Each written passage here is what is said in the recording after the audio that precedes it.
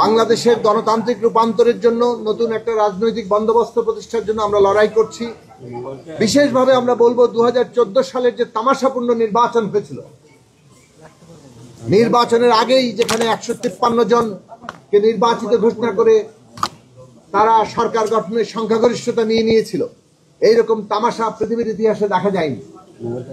তারপর থেকে আমরা এই প্রশ্ন নিয়ে আলোচনা করেছি যে সাংবিধানিক পদগুলোতে নিয়োগের যে কর্তৃপক্ষ সেটা যদি সরকারের হাতেই একচ্ছত্রভাবে থাকে, তাহলে ওই ধরনের কমিশন তৈরি হয় যারা একটা পুরোপুরি তামাশা, ভুয়া, জালিয়াতির নির্বাচনকে সুষ্ঠু নির্বাচন বলে চালিয়ে দেয়।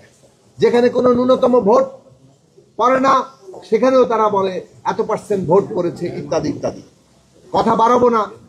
আমরা সেইখান থেকে বলে এসেছিলাম যে একটা সাংবিধানিক কমিশনের মাধ্যমে যাতে সাংবিধানিক পদগুলোতে নিয়োগ দেওয়া হয়। আমরা এটাও বলেছিলাম যে সাংবিধানিক কমিশন সরকারি দল, বিরোধী দল এবং বিচার বিভাগের প্রতিনিধিদের সমন্বয় করতে হবে। প্রধানমন্ত্রী, বিরোধী দলীয় নেতা এবং প্রধান বিচারপতি অথবা তাদের প্রতিনিধিদের সমন্বয়ে গঠিত একটি সাংবিধানিক কমিশন সাংবিধানিক পদগুলোতে নিয়োগের জায়গায় আসবে। আমরা এই ছাত্র শ্রমিক জনতার অভ্যুত্থানের পরে যে অন্তর্বর্তী সরকার গঠিত হয়েছে, তাদের উদ্যোগে যে কমিশনগুলো গঠিত হয়েছে, এখন ঐকমত্য কমিশন, তারা এই প্রস্তাব নিয়ে এসছেন। এই প্রস্তাবকে তারা গ্রহণ করেছেন এবং এটার নাম দিয়েছেন ন্যাশনাল কনস্টিটিউশনাল কমিশন কিংবা জাতীয় সাংবিধানিক কমিশন কাউন্সিল। এই জাতীয় সাংবিধানিক কাউন্সিলের মাধ্যমে সাংবিধানিক এবং সংবিধিবদ্ধ প্রতিষ্ঠানগুলোতে নিয়োগের কথা তারা বলেছে।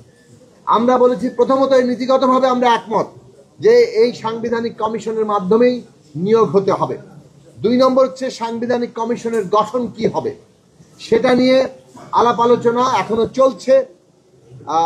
প্রথমত এই সিদ্ধান্ত তো আসা দরকার যে নীতিগতভাবে সাংবিধানিক কমিশনের মাধ্যমে এই নিয়োগগুলো হবে কিনা, সেই বিষয়ে এখনো পুরো ঐকমত্য হয়নি। আমরা আলাপ আলোচনা করছি।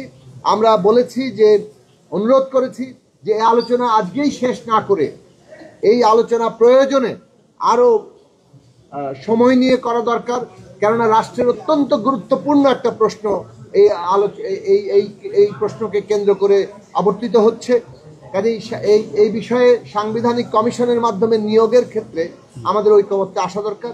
2 হচ্ছে এর গঠন কি হবে সেটা নিয়ে তাদের যে প্রস্তাব সে নিয়ে বিভিন্ন মত আছে, সেটা নিয়ে আমরা পরবর্তীতে আলোচনা করব।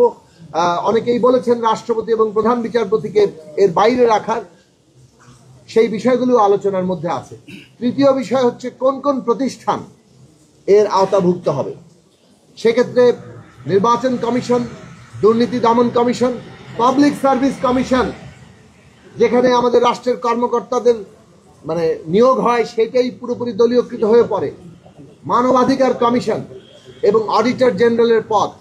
এই 5টি প্রতিষ্ঠান ন্যূনতম অন্তত পক্ষে এই 5টি প্রতিষ্ঠানকে এই সাংবিধানিক কমিশনের মাধ্যমে নিয়োগের আওতায় আনা যায় কিনা সেইটা নিয়ে আলাপ আলোচনা আমরা চালিয়ে যাব। এবং এইটা বাংলাদেশের ইতিহাসে আমাদের গণতান্ত্রিক রাষ্ট্র গঠনের ক্ষেত্রে অত্যন্ত জরুরি একটি পদক্ষেপ বলে আমরা মনে করি। একটা ঐতিহাসিক সিদ্ধান্ত হবে যদি আমরা এই কাজ করতে পারি। আপনাদের সবাইকে ধন্যবাদ।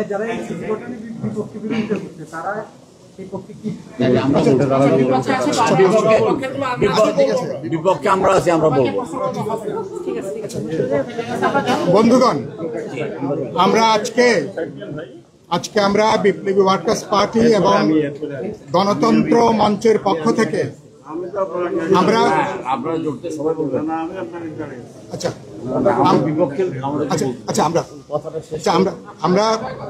বিপ্লবী ওয়ার্কার্স পার্টি এবং গণতন্ত্র মঞ্চের পক্ষ থেকে আপনারা সবাই জানেন যে আমরা বলেছি সাংবিধানিক পদগুলোতে নিয়োগের ব্যাপারে আমরা বলেছি একটা সাংবিধানিক কাউন্সিল গঠন করা দরকার।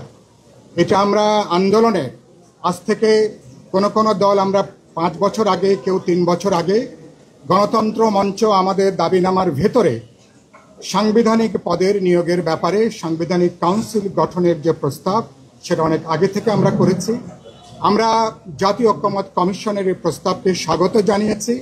সাংবিধানিক পদের নিয়োগের ব্যাপারে তারা জাতীয় সাংবিধানিক কাউন্সিল গঠন করবার যে প্রস্তাব আজকে হাজির করেছেন, আমরা বলেছি এই প্রস্তাবে নীতিগতভাবে বিপ্লবী ওয়ার্কার্স পার্টি, গণতন্ত্র মঞ্চের দলগুলো নীতিগতভাবে এ ব্যাপারে আমরা একমত। এবং আজকে দেখা গেছে বিপুল অধিকাংশ রাজনৈতিক দল আজকে যারা আলোচনায় ছিলেন তারা অধিকাংশই এই এনসিসি গঠনের পক্ষেই তারা মতামত দিয়েছেন। দুটো ব্যাপারে আমরা পরিষ্কার করে বলেছি, অতীতের আমাদের তিক্ত অভিজ্ঞতা, আমাদের এখানে যে রাষ্ট্রীয় ফ্যাসিবাদ কায়েম হয়েছে তার অন্যতম কারণ ছিল সাংবিধানিক পদগুলোতে দলীয় আনুগত্য বিবেচনা করে গত কয়েক দশক ধরে এখানে নিয়োগ দেওয়া হয়েছে। ফলে একটা রাষ্ট্রীয় স্বৈরতন্ত্র ফ্যাসিবাদ কায়েমের জন্য সাংবিধানিক প্রতিষ্ঠানগুলোর নিয়োগকে তারা ব্যবহার করেছিল। এই জায়গা থেকে আমরা অভ্যুত্থান পরবর্তী যে সংস্কার তৎপরতার মধ্যে আছি, আমরা বলেছি নীতিগতভাবে বাংলাদেশকে যদি সামনে এগোতে হয়, গণতান্ত্রিক দায়বদ্ধ রাষ্ট্র সংবিধান যদি প্রশাসন ব্যবস্থা তৈরি করতে হয়, তাহলে অবশ্যই এই পদের নিয়োগগুলো কোনো দলীয় বিবেচনা, কোনো দলীয় আনুগত্যের জায়গা থেকে এটাকে কখনো বিবেচনা করা যাবে না। সেই জায়গা থেকে আমরা মতামত দিয়েছি। দুটো ব্যাপারে আমরা বলেছি, বিপ্লবী ওয়ার্কার্স পার্টির দিক থেকে রাষ্ট্রপতি, তিনি রাষ্ট্রের প্রধান অভিভাবক, তাকে এবং প্রধান বিচারপতি দুজনকে এই এনসিসি এই কমিটির মধ্যে তাকে Immigration to Canada. We provide the best quality service and solution for Canada immigration. Please visit our website and contact for details.